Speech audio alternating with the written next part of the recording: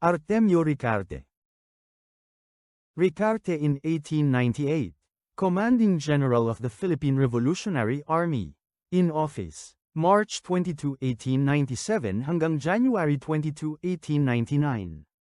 President. Emilio Aguinaldo. Preceded by. Office established. Succeeded by. Antonio Luna. Born October 20, 1866. Batac, Ilocos Norte, Captaincy General of the Philippines, Spanish Empire. Died July 31, 1945, aged 78. Hungduan, Ifugao, Philippine Commonwealth. Cause of death. Dysentery. Nickname. The father of the Philippine Army. Vabora, Viper, father of the Overseas Filipino Workers Military Service. Artemio Ricarte y García, October 20, 1866 hanggang July 31, 1945, was a Filipino general during the Philippine Revolution and the Philippine-American War. He is regarded as the father of the Philippine Army, and the first Chief of Staff of the Armed Forces of the Philippines, March 22, 1897 hanggang January 22, 1899, though the present Philippine Army descended from the American Allied forces that defeated the Philippine Revolutionary Army led by General Ricarte. Ricarte is notable for never having taken an oath of allegiance to the United States government that occupied the Philippines from 1898 to 1946. Early life. Artemio Ricarte was the middle child of Esteban Ricarte y Faustino and Bonifacia Garcia y Rigonan, the others were Uno and Ilumidad. They were all born in the town of Batac, Ilocos Norte. Artemio finished his early studies in his hometown and moved to Manila for his tertiary education. He enrolled at the Colegio de San Juan de Letran, graduating with a Bachelor of Arts degree.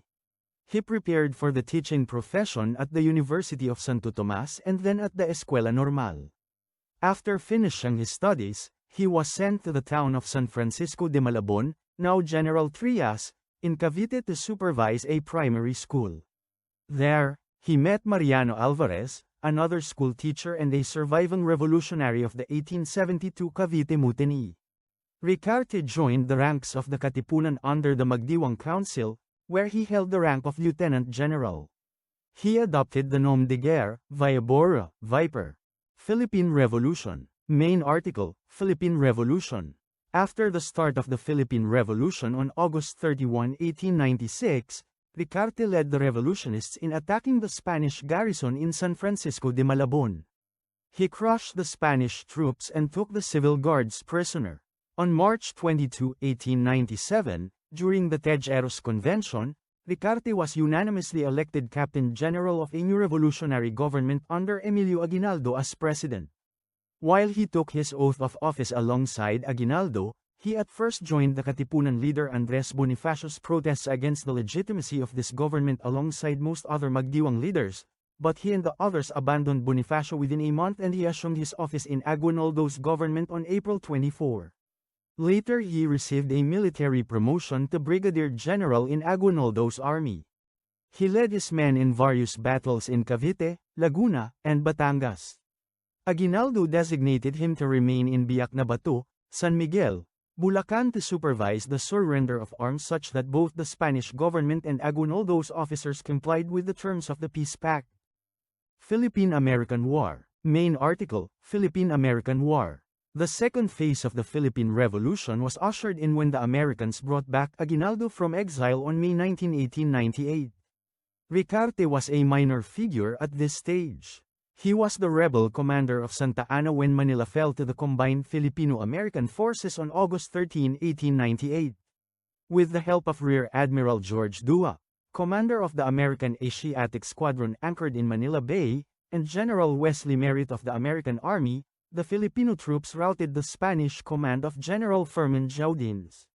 This eventually led General Jaudins to surrender the city of Manila to Admiral Dua, thus the liberation of the Philippines from the Spanish colonizers. General Ricarte was jubilant over the victory, thinking it was the prelude to the attainment of complete Philippine independence. Unfortunately, however, the Americans afterwards refused to recognize the participation of the Filipinos in the siege of the city and even deprived them of their rights as victors to triumphantly enter its gates. The Americans, having gotten rid of the Spaniards with the help of Filipinos, were intent on possessing the Philippines. This development saddened Ricarte, to the extent that later on, he considered another option by which Filipinos could gain their independence. When the Philippine-American War started in 1899, he was Chief of Operations of the Philippine Forces in the Third Zone around Manila. In July 1900, he tried to infiltrate the American lines to enter Manila, but he was captured by the Americans. For 6 months, he was locked up in the Bilibid prisons but stubbornly refused to swear allegiance to the United States. Because of this, the Americans exiled him to Guam, together with many of the other rebel prisoners in the islands, termed irreconcilables by them, including Apolinario Mabini. The exile lasted for 2 years. Post-war era. In early 1903, both Ricarte and Mabini would be allowed back into the Philippines upon taking the oath of allegiance to America. 546 na just as the United States Army transport Thomas pulled into Manila Bay, both were asked to take the oath. Mabini, who was ill, took the oath but Ricarte refused. Ricarte was set free but banned from the Philippines. Without setting foot on Philippine soil, he was placed on the transport Garlic and sailed to Hong Kong. On December 23, 1903, Ricarte arrived in the Philippines secretly as a stowaway in a freighter, planning to reunite with former members of the army and rekindle the Philippine Revolution. Upon meeting with several former members and friends, he discussed his general plan and the continuation of the revolution. After said meetings, some of these members turned on Ricarte and notified the Americans, specifically former General Payo del Pilar. A reward for 10,000 United States dollars was then issued for Ricarte's capture, dead or alive. In the following weeks, Ricarte traveled throughout central Luzon trying to drum up support for his cause. In early 1904, Ricarte was stricken by an illness that put him at rest for nearly 2 months.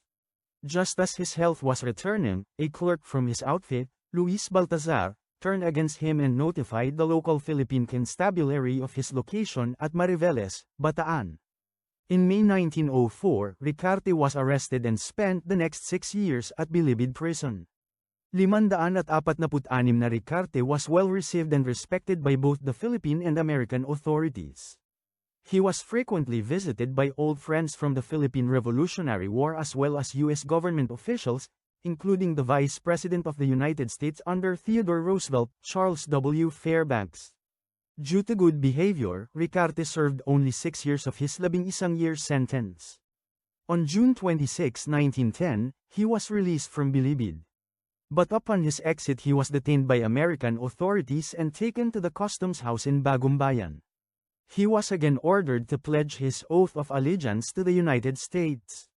He still refused to swear allegiance and within the hour of the same day, he was again put on a transport and deported to Hong Kong.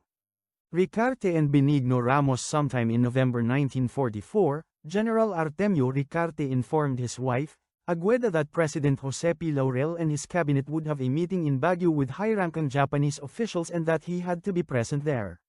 He would tell her further that in case he had to stay longer in Baguio, he would send for his family to join him. Before he left Baguio, Benigno Ramos, the leader-founder of Makapili, invited him over to his place, now the site of Christ the King Church in Quezon City. He went there together with his granddaughter Maria Luisa D. Fleetwood. While they were having their lunch, Ramos asked him to sign up as a member of the Makapili organization. Gen. Ricarte refused. He told Ramos that he did not have to sign up with the said organization in order to prove his patriotism and loyalty to his people. He added that he was already physically frail and could not carry out large tasks anymore. However, he gave the approval and blessing to establish the organization to counter the impending American invasion. Death. General Ricarte's tomb at the Libingan ng mga Bayani. Near the end of World War II, Ricarte again found himself taking flight from American and Filipino forces. Ricarte was implored by colleagues to evacuate the Philippines but had refused, stating, "I cannot take refuge in Japan at this critical moment when my people are in actual distress. I will stay in my motherland to the last." In 1945, Ricarte joined Japanese forces led by General Tomoyuki Yamashita in their flight to northern Luzon, where he was caught up in the Battle of Besang Pass against the Philippine Commonwealth Army, Philippine Constabulary, and USAFIPNL in Tagudin, Ilocos Sur. As the battle turned into an Allied victory, Ricarte fled further into the Cordillera Mountains. He then fell ill from dysentery 167 hanggang 168 and died on July 31, 1945, at the age of 78 in Hungduan, Ifugao. His grave was discovered later in 1954 by treasure hunters. Ricarte's body was exhumed and his tomb now lies in Manila at the libingan ng mga bayani. Furthermore, a landmark was inaugurated by historian Ambath Ocampo, chairman of the National Historical Institute with a granddaughter of Ricarte in April 2002, at his grave in Hungduan.